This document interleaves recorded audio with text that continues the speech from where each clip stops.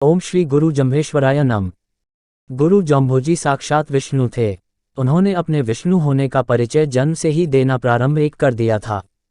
ये दूसरी बात है कि प्रारंभ में लोगों को उनके विष्णु रूप पर विश्वास नहीं हुआ था। लोग उनके कार्यों तथा अलौकिक घटनाओं को देखकर चकित अवश्य होते थे।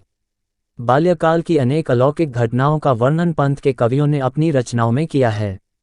जन्म के समय बालक पूर्ण स्वस्थ था, पर कोई भी स्त्री प्रयत्न करने पर भी बालक को जन्म घुट्टी नहीं पिला सकी। उन्होंने अपनी मां का दूध भी नहीं पिया। वे चौकी पर पीठ के बल नहीं सोते थे। उनकी पलकें नहीं झपकती थी। वे कुछ खाते पीते नहीं थे। एक बार उन्होंने अपने शरीर को इतना भारी बना लिया था कि उन्हें लोहटजी, हौंसा एवं तांतु कोई भी उठा नहीं सके, पर दासी ने उठा लिया था। बाल्यकाल की इन अद्भुत घटनाओं से यह पता लगता है कि गुरु जम्भोजी का व्यवहार साधारण बालक के समान नहीं था। वे साधारण बालक की तरह हंसते खेलते नहीं थे। बालक का यह अद्भुत व्यवहार लोगों के समझ में नहीं आता था।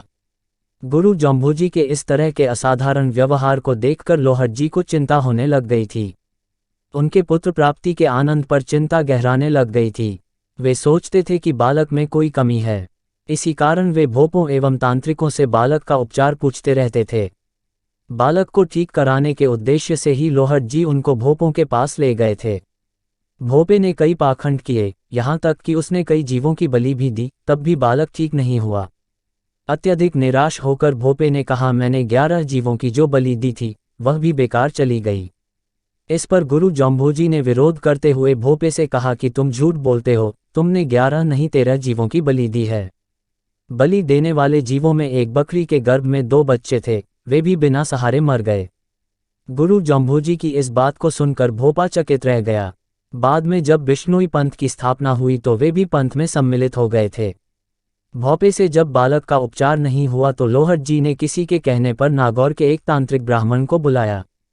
ब्राह्मण ने बालक को देखकर कहा कि मैं बालक को ठीक कर दूंगा। इस पर लोहटजी ने कहा कि यदि तुम बालक को ठीक कर दोगे तो मैं तुम्हें इनाम में गाय दूंगा। ब्राह्मण ने बालक के उपचार हेतु अनेक प्रपंच किए।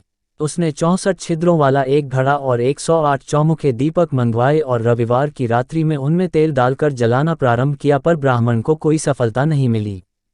तब ब्राह्मण ने थक कर कहा कि यदि मेरे दीपक जल जाएं तो मैं बालक को ठीक कर सकता हूँ।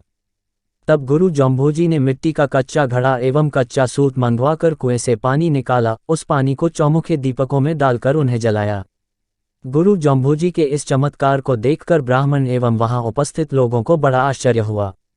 ब्राह्मण ने उसी समय ही गुरु जम्भोजी के चरण पकड़ लिए। तब गुरु जम्भोजी ने उस ब्राह्मण को लोहटजी से गाय दिलवाई। उस समय गुरु जम्भोजी ने उस ब्राह्मण तथा वहां उपस्थित जन समूह के प्रति शब्द कहा जो उनकी शब्दवाणी का प्रथम शब्द है। उस समय गुरु जम्भोजी की आयु 7 वर्ष की थी। ये घटना संवत 1515 की है। बिश्नोई पंथ में ये घटना बहुत प्रसिद्ध है।